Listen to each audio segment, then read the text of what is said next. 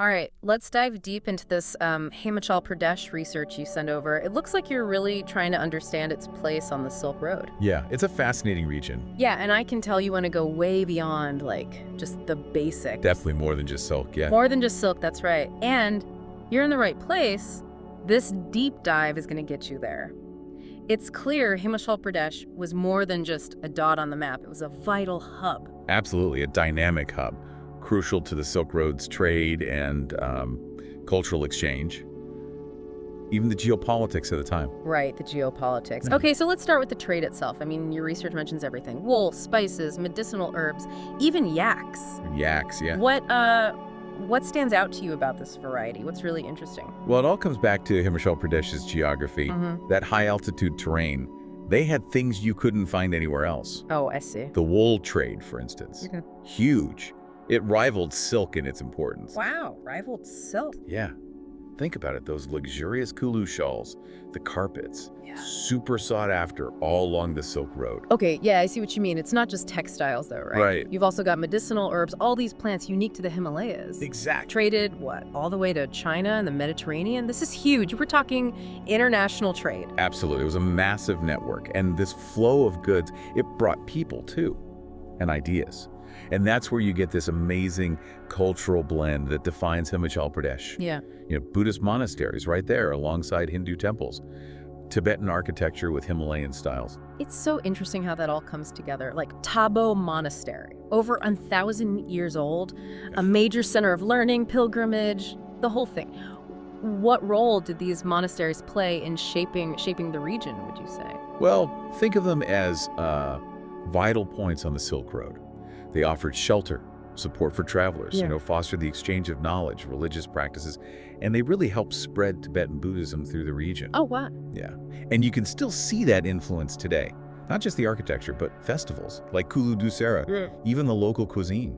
It's crazy how these ancient trade routes really impacted the culture in such a lasting way. But, and I think this is interesting, Himachal Pradesh wasn't just taking all this in passively. Right. Its location, strategically, made it a player on the geopolitical stage. Precisely. Think of it like a buffer zone between powerful empires. Okay, a buffer. And all these local kingdoms, they had to be smart, forming alliances, protecting trade routes, maintaining their independence. It was a very delicate balancing act. Makes sense. I'm looking at this Shipkila Pass you highlighted. Oh, yeah. Connecting Tibet and India, High Mountain Pass. Crucial point. Not just for caravans, but for armies, too. Right. So how did this strategic importance affect the daily lives of people in Himachal Pradesh? I mean, living in a region like that, it meant constantly navigating all these political relationships. They had to be adaptable, resilient, responding to shifting alliances. The potential for conflict was always there. I think this constant negotiation, it really shaped their worldview and their culture.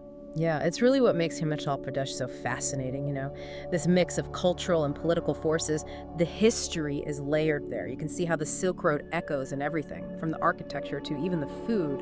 You mentioned food. I'm looking at some of these dishes that were highlighted. Momos, thukpa, pretty obvious Tibetan origins. Yeah. How did the Silk Road affect the local cuisine? Think of the Silk Road like a culinary highway.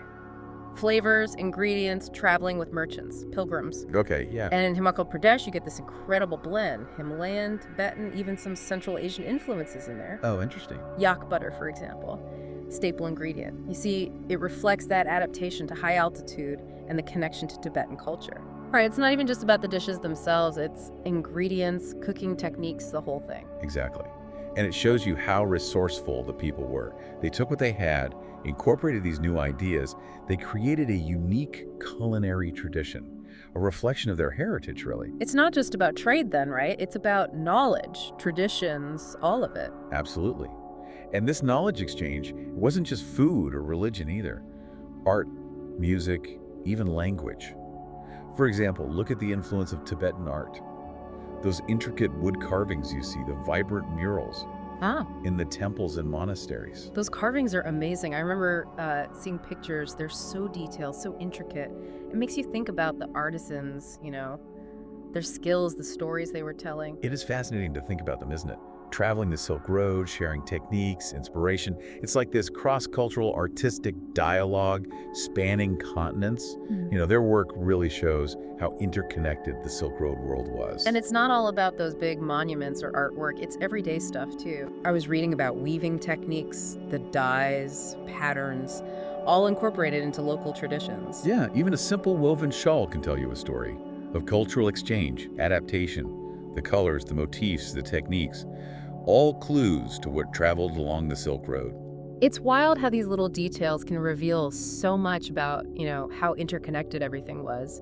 It really makes you want to just dig in more, to the history, the culture. And it does, doesn't it? Yeah. That's what's great about exploring a topic like this. The more you learn, the more you realize there's so much more to discover.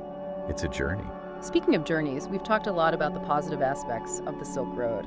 It wasn't always a smooth ride, was it? There were challenges, risks, times of decline. Of course, the Silk Road wasn't some static utopia. It had challenges, natural disasters, landslides, avalanches.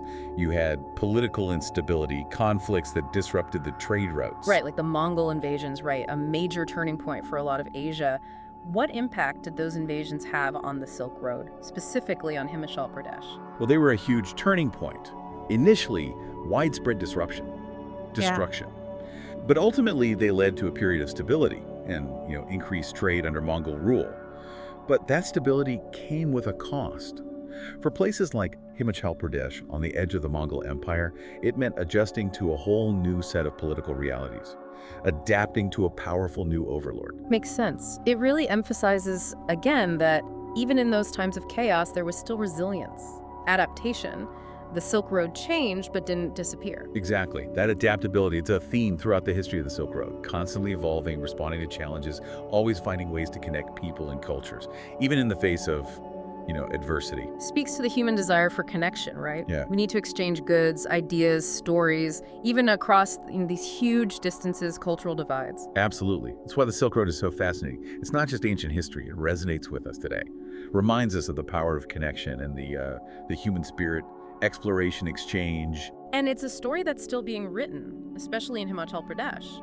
The legacy is still shaping things today, the present and the future. Right. You can see it in the revival of Silk Road tourism, the efforts to restore the historical sites, this renewed interest in understanding the region's cultural heritage. It is exciting to think about how centuries later, the Silk Road can still inspire us. It's clear Himachal Pradesh has a special place in this ongoing story, with all its history, culture, natural beauty. It does. And for those lucky enough to see it themselves, Himachal Pradesh offers this glimpse into a world where ancient traditions meet modern, aspirations. A world where the echoes of the Silk Road are still so vibrant.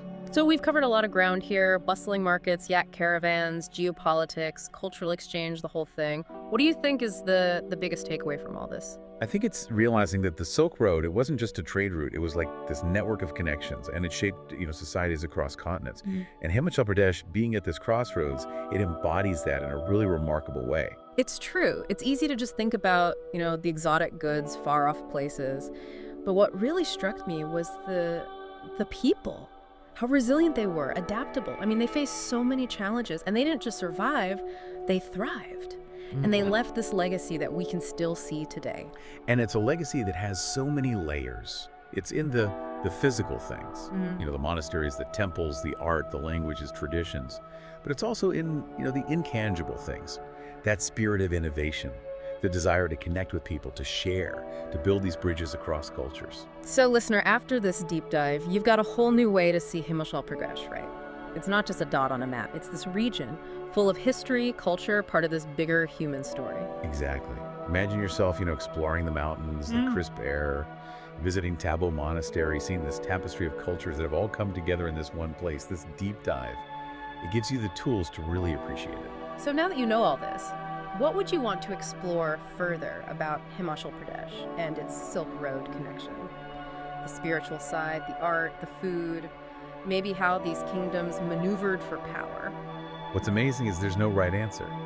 Himachal Pradesh has all these different avenues to explore, each one a path into this fascinating past, this deep dive It's a starting point for your own discoveries. We really encourage you to dig into those sources more, find out even more information, maybe even plan a trip to experience it all yourself.